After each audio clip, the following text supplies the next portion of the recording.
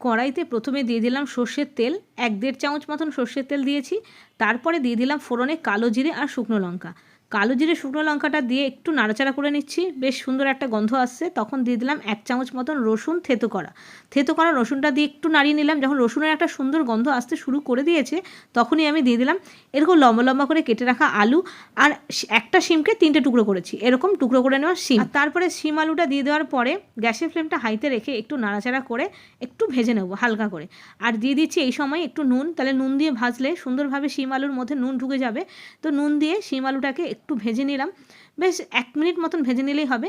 তারপরে দেখো হালকা গায়ে একটু মনে হচ্ছে কালার এসছে, তখন আমি দিয়ে দেবো একটা ছোটো সাইজের টমেটো কুচি, দিয়ে দিচ্ছি পরিমাণ মতন হলুদ, 1/2 চামচ মতন জিরের গুঁড়ো, 1/2 চামচের থেকেও কম দিয়ে দিলাম একটু ধনের গুঁড়ো, আর পরিমাণ মতন লঙ্কার গুঁড়ো পরিমাণটা তোমরা পছন্দ মতন দিও, তবে আমি খুবই অল্প দিয়েছি, 1/2 চামচ মতন দিয়েছি। সব মশলাই কিন্তু খুব অল্প অল্প পড়বে।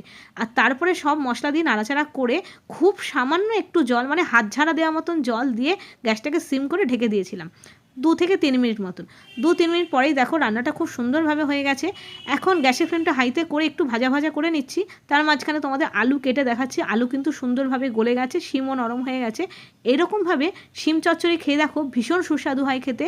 গরম ভাত দিয়েও খেতে পারো, রুটি দিয়েও খেতে পারো। এখন নামানোর আগে দিয়ে দেবো ফ্রেশ ধনেপাতা। শীতকালের ফ্রেশ ধনেপাতা দিলে একটা আলাদা ফ্লেভারই আসে রান্নার মধ্যে।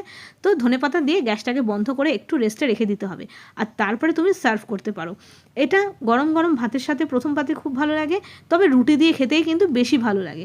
এই শিম চচ্চড়ি মানে রসুন দিয়ে শিম চচ্চড়ি খেতে ভীষণ সুস্বাদু হয়। শিমের গায়ে একটা গন্ধ থাকে, অনেকে ওই গন্ধটা পছন্দ করে না। তো এই রসুন দিয়ে শিম চচ্চড়ি করে দেখো, শিমের কোনো গন্ধই থাকবে না, দারুণ সুস্বাদু হয় খেতে, টেস্টি হয় রান্নাটা।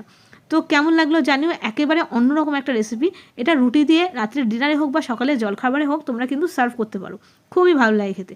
তো আজকে এই পর্যন্তই, দেখা হচ্ছে আরও নতুন নতুন রেসিপির সাথে, ততক্ষণের জন্য বাই বাই।